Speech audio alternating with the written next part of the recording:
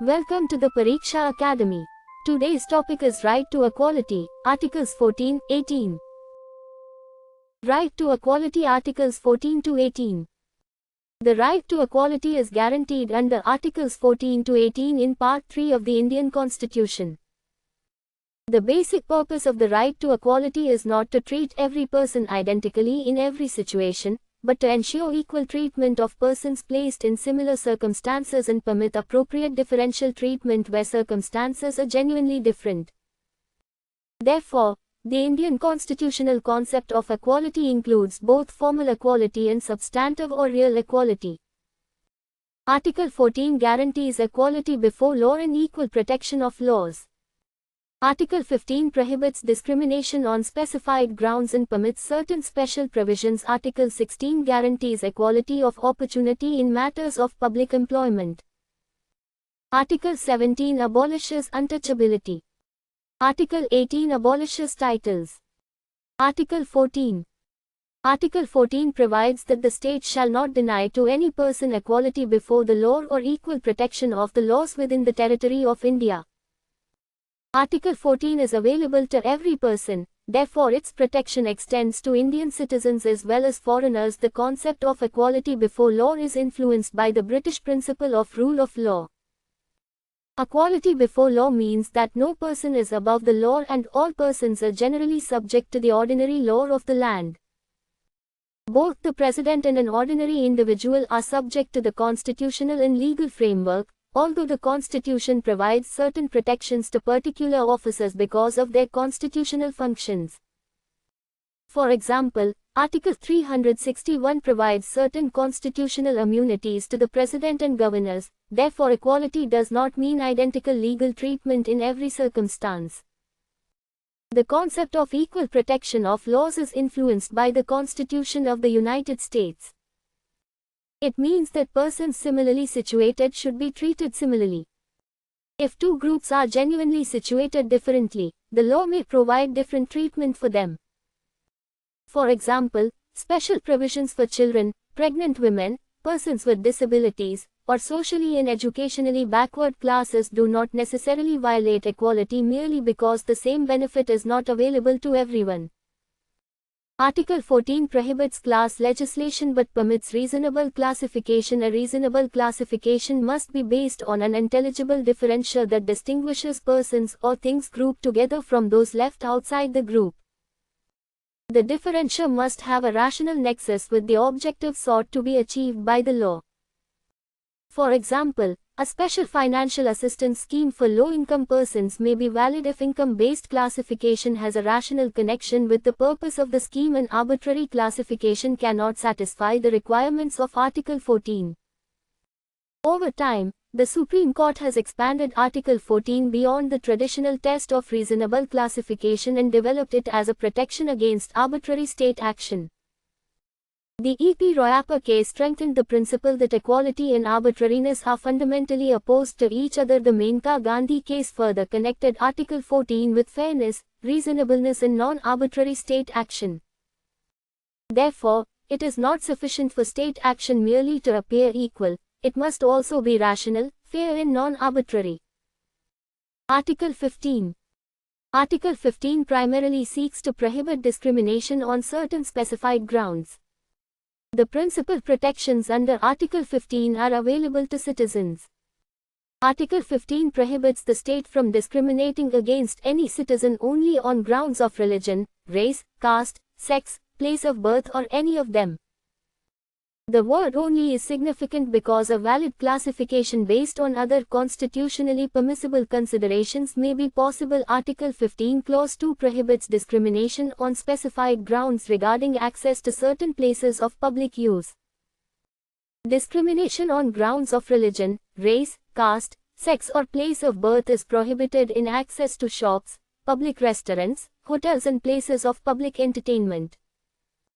Such discrimination is also prohibited in the use of wells, tanks, bathing ghats, roads and places of public resort maintained wholly or partly out of state funds or dedicated to the use of the general public. Article 15 Clause 2 is significant because its operation is not confined entirely to state action and may also affect certain forms of private conduct. Article 15 Clause 3 permits the state to make special provisions for women and children. For example, special facilities for women, maternity-related protection and welfare measures for children may be constitutionally permissible. Article 15 Clause 4 enables the state to make special provisions for the advancement of socially and educationally backward classes of citizens and for scheduled castes and scheduled tribes. Article 15 Clause 4 was inserted by the first Constitutional Amendment Act 1951. The State of Madras vs. Champakam Dorarajan case formed an important constitutional background to this amendment. Article 15 Clause 5 enables the state to make special provisions relating to admission to educational institutions for socially and educationally backward classes, scheduled castes and scheduled tribes. This provision may extend to private educational institutions, whether aided or unaided by the state. Minority educational institutions covered by Article 30 Clause 1 are excluded from the operation of Article 15 Clause 5. Article 15 Clause 6 enables the state to make special provisions for economically weaker sections and provides a constitutional basis for reservation for EWS in educational institutions. This provision was inserted by the 103 Road Constitutional Amendment Act 2019. It permits reservation for EWS in educational institutions, in addition to existing reservations, subject to a maximum of 10% of seats in each category. Minority educational institutions under Article 30 Clause 1 are excluded from this provision. In Janhit Abhiyan vs. Union of India, the Supreme Court by majority upheld the constitutional validity of the 103 Road Constitutional Amendment and EWS reservation. Article 16. Article 16 provides equality of opportunity in matters relating to employment or appointment under the state. The protection of Article 16 is available to citizens. Article 16 Clause 1 guarantees equality of opportunity to all citizens in matters relating to employment or appointment to any office under the state. Article 16 Clause 2 prohibits discrimination in public employment on grounds only of religion, race, caste, sex, descent, place of birth, residence or any of them. Article 16 concerns employment under the state and does not establish the same constitutional rule for ordinary private employment. Article 16 Clause 3 empowers Parliament to prescribe residence requirements for certain classes of employment or appointment under a state or union territory. This power belongs to Parliament, and a state legislature cannot independently exercise this power merely on the basis of Article 16 Clause 3.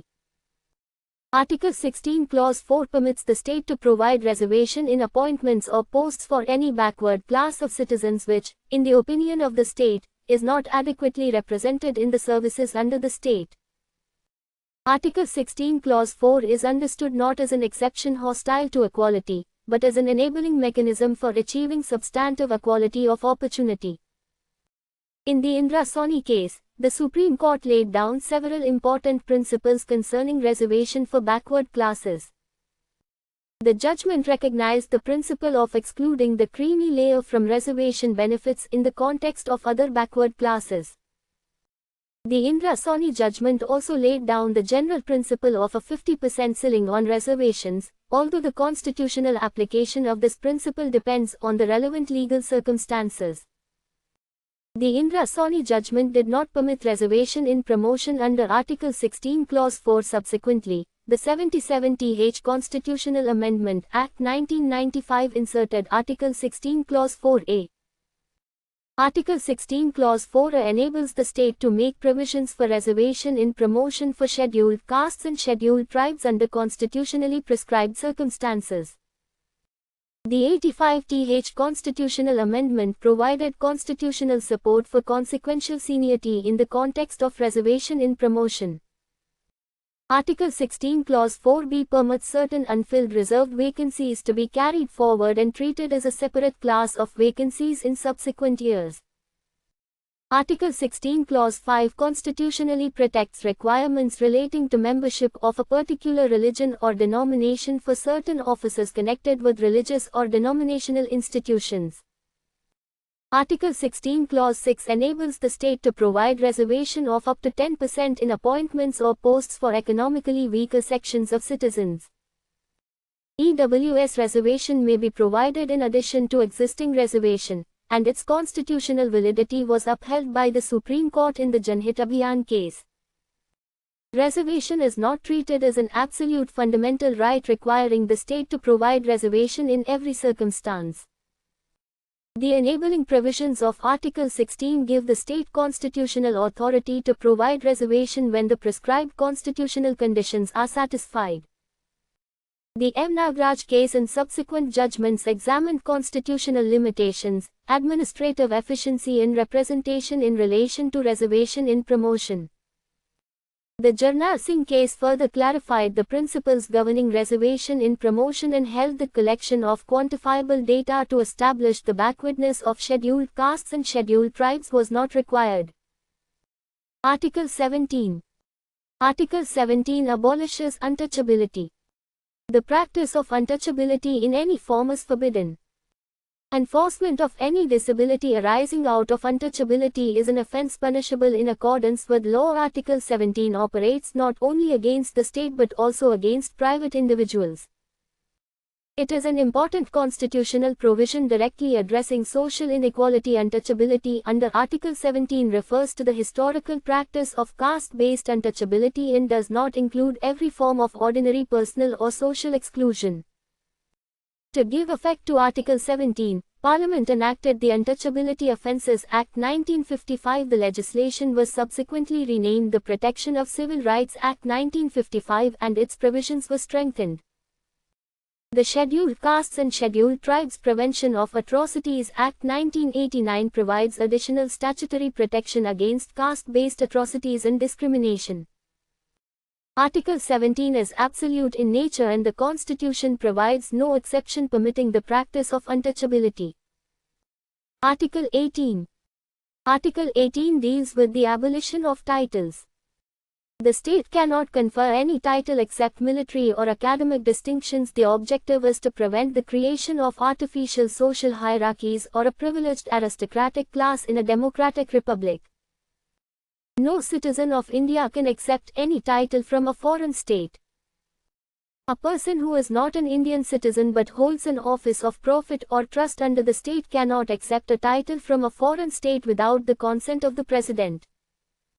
A person holding an office of profit or trust under the state cannot accept any present, emolument or office from or under a foreign state without the consent of the President.